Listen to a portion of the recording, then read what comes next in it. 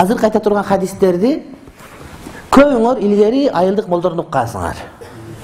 Ушул хадистер айтылганда, ушундай экен деп угуп баардык ушуну укканбыз. Чоң атаң менен барып, чоң энең менен барып, отурган ушуларды айтып беришет, ушуну угуп таңгалып жүргөн ушул нерсе. Мен да ошо кишинен уккам, чоң энем айтып берген. Эми жарым бөлөкчө болуп кеткен, версиялар кошулуп кеткен, бирок өзөк ушул эле. Ушул хадис Ибн Мажа риваят кылат. Азрет Абу Хурайра айтат, пайгамбарыбыз алейхиссалам айтты дейт. Маркум өлгөндө дейт, өлөрүндө ага периштелер келет. Эгер ошол адам салих, таквадар адам болгон болсо айтышат, ой, эй, жакшы нафс, жакшы жан, жакшы денеден жакшы жансың сен. Сен чыккының бул денеден. Аллага шүгүр айтып, Аллага мактоо айтып, өзүң дагы мактоолорго татыктуу болуп чыккының. Саңа Аллахтын өзүнөн келген раух, райхан, бул ошол бейиштин ырахаты, ырайымы, жыргалчылыгы, бейиш рызкысы. Жана саңа ачуусу келбеген ырайым мээрим менен калган Роббуң Аллах Таала менен жана Аллахтын бере турган наз неематтары менен саңа сүйүнчү бар. Ушул нерсе айтыла берет, жанагы жан денеден бөлүнүп чыкмайынча дейт. Демек, мусулман адамдын жаны денесине бөлүнүп аткан учурда, ошол учурда периштелер ушул тилекти айтып, жандын оңой чыгышын сурап турат экен. Саңа жакшылык бар. Саңа Кудай ачуу келген жок. Кудайдын саңа ырайым мээрими бар. Кудайдын саңа бейиш адал рызкысы бар жакшы жерде. Деп чыккан айтып турат. Чыкканда дейт, буларды асманга алып жөнөшөт периштелер дейт, жаныбызды дейт. Ага асман эшиги ачылат.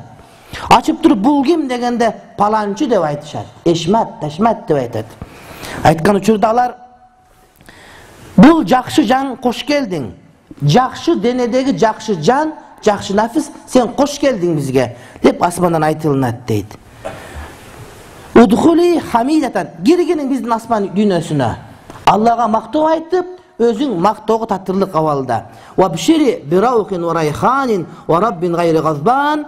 Саңа ачуусу келбеген Кудай Таалам жана Кудайдын саңа бере турган жакшылык ырайымдарынын бардыгы саңа сүйүнчү болсун деп айтат дейт. Фала тазалу юқалу лаха залика хатта тантахия иля самаи аллати фиха Аллах. Ошентип олтуруп, асмандан асманга олтуруп, акыры Аллахтын буйругу, ырайымы турган жерге жетет дейт. Хадистин текстинде Аллах турган катмырага жетет дейт. Бирок аны ахлүсүнө ва жамаат аалымдары Аллахтын буйругу дейт. Айны ошол жерге чейин барган Кудай Таала буйрук берди. Анткени адам өлгөндө бейишке баруусунун аламаты катарында ошол асмандын 7-чи кабатынын катарынан чыкканга чейинки мартабаны көрсө, демек мен бейишке чыгаар экем деген түшүнүк бул адамга келсин деген деди. Fa iza kana rajulu sawu, adam жаман адам болгон болсо, периштелер айтышат: "Ухруджи айятуха нафсул хабиса, канат фил жасадил хабиси." Ыпылас денеде болгон ыпылас жан чыккының дейт. Ухруджи замиматан, кор болгон абалда чыккының. Сен саңа сөгүш, саңа жамандык, саңа каргыш болгон абалда чыккының денеңден. Ва бишири би хамим ва гассак, сен ысык болгон, ириң, кам болгон, ошо ырыскы кылып берилген, тозок азап болгон нерсе менен сүйүнчүлөндүң сен дейт. Ошол жан чыгып бөлүнүп атканда, ошонун бара турган жери периштелер тараптан айтылып шыбырлап турар экен. Ушундайсың деп. Ва ахара мин шаклихи азваж, жана андан башка дагы көптөгөн азаптар саңа болот. Ошо саңа сүйүнчү деп турат дейт. Фама тазалу юқалу лаха залика хатта тахружа. Жан денеден бөлүнгөнгө чейин ошентип тозок менен муну сүйүнчүлөп турушар экен. Thumma yu'raju biha ila as-sama'i fayuftahu laha fayuqalu man hadha fayuqalu fulan. Ошентип асманга жетип, асманды ачкыла дегенде асман ачып туруп, бул ким дейт. Дегенде паланча дегенде ла мархабан бин нафсил хабиса канат фил жасадил хабиси. Ыпылас денедеги ыпылас жан деди. Саңа жол ачык эмес. Сен келдегиниң деди. Иржи'i замима. Адамдардын жамандыгына кабыл болуп, адамдардын каргышына, периштелердин каргышына ылайык болуп, аркаңа кайра кайткының деди. Саңа асман эшиктери ачылбайт. Деп асмандан өзүнүн кабырына кайрадан жөнөтүлөт дейт. Demek can çıkkanda, deneden can bölüngöndө can asmanга ketет бардыгы. Asmanга чыгат, кетет. Ушул жерде муллалык карайтат, жан дейт. Demek чыгат suurulup дейт. Demek жандын өзүнүн грамы бар, аны биз билбейбиз дейт. Аны изилеп чыгып атат азыр, мисалы үчүн жан өзү ушундай болот экен, suurulup чыгат экен, башка экен деп айтат. Мисалы үчүн жан кантип чыгат дей турган болсо, бир аз туруп хадистерден келет, жанагы чанаштын оозунан сууну кантип чууртуп куйсаң, ошондой чуургандай болуп жан чыгат дейт. Ошентип азизилде айтып атышат. Хадистерде келет. Кафырдын жаны кантип чыгат десе, кафырдыкы жаман чыгат, апасын чыгат аныкы дейт. Ал жаман дейт. Жанагы шашлык пиширган узун жыгач болот, билесиңер, темир болот мындай. Шиш. Анан шишке пиширган.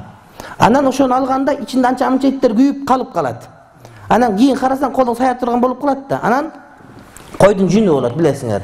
Койдун жүнү суу болуп туруп, ошо шишкеге ошого сайсаң, кайра сууруганда жанагы жүндөр жабышып калып, суу болгон жүндөр такыр чыкпайт дагы, мынтип сууруганында жүн сыдырылып араң чыгат. Же койдун өзүнүн ичине жүнү сайып туруп эле турган жерден кайра суурусаң, жүндөр эч жабышпай үзүлүп, ушунчалык деңгээлде кыйналып жаны чыгат деп бир аз туруп хадис айтылынат дейт. Ошентип анан баргандан кийин бейишке кирчүлөр асманга кирип, акыркы чекке жетип, андан кийин кайра кайтышат, Кудайдын буйругун укканы. Ал эми калгандардын асман ачылбастан кайрадан кабырына кайтып келет дейт. وعنه أن رسول الله صلى الله عليه وسلم قال إذا خرجت روح المؤمن تلقاها ملكان يسعدانها. قال حماد فذكر من طيب ريحها وذكر المسك. قال ويقول أهل السماء روح طيبة جاءت من قبل الأرض صلى الله عليه وعلى جسد كنت تعمرينه فينطلق به إلى ربه ثم يقول انطلقوا به إلى آخر الأجل. قال وإن الكافر إذا خرجت روحه.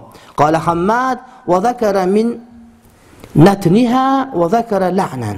ويقول أهل السماء روح خبيثة جاءت من قبل الأرض فيقال انطلق به إلى آخر الأجل. قال أبو هريرة فرد رسول الله صلى الله عليه وسلم ربطة كانت عليه على أنفه هكذا. رواه مسلم. Hazreti Abu Hurayra aytat, Peygamber aleyhisselam aytты дейт. Момун адамдын жаны чыккан учурда дейт, эки периште тосуп алып асманга көтөрүшөт дейт. Хаммат айтат, ошол жерде зикир кылганда дейт, ошол жандын жыты эң сонун жыт болуп, мистин жыты келет дейт. Ошондо асмандагылар айтышат дейт, бул жер тараптан келген жакшы жан экен бул. Саңа Аллахтын саламы болсун, салаваты болсун. Сени кармаган, сени көтөрүп жүргөн денеңе да Аллахтын салаваты болсун. Сен ошол денени, ой жан, ошол денени толтуруп, ошол денени абат кылып жүрдүң элең. Деп Роббубуз Аллах Тааланын астына алып келинет дейт. Келгенден кийин Роббубуз ага буйрук берет, Кудайдын буйругу келет.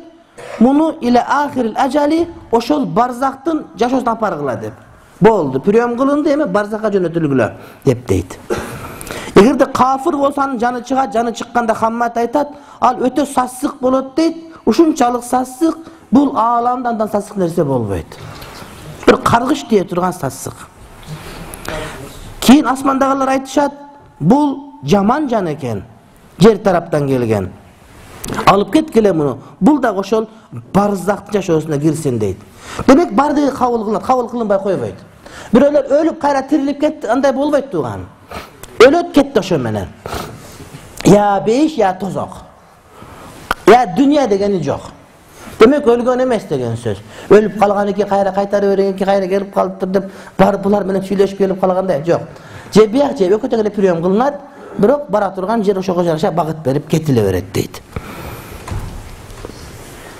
Абу Хурайра айтат, Пайгамбарыбыз алейхиссалам үстүндө жеңил нерсеси бар эле, ошол нерсени алып туруп мурдуна мындай кылды дейт. Эмнеге мурдуна мындай кылды десе, жанагы сассык жыт деп айтып атканда, ошонун жыты келди дейт. Ya ошол учурda bir adam öldü, bir kafir ошол жыты geldi. Je ошол жытты пайгамбар жеткизди. Gördüңөрбү? Мына ушундай кылды дейт. Кээ-бирлер айтат, ушинтип алып туруп анан ырытып жиберди, мурун тосуп туруп деп айтат. Анткени ошол жыт пайгамбар алейхиссаламга келди дейт. Демек бул таасирдүү. Пайгамбар алейхиссалам жанында отурган ошону өз көзү менен көрүп туруп, тетигинин сассыгы экен ушу элестете алышты. Демек пайгамбардын жесттерин көрүп отуруш деген сөз. Мына ошонун фазилети ушунда. Сөздүн өзүн уккан таптакыр бөлөк, ал эми сабакка келип карабуу олтурган ал таптакыр өзү таптакыр бөлөк, урматтуу бир туугандар. Мына ушундай маселелер айтылып кете берет.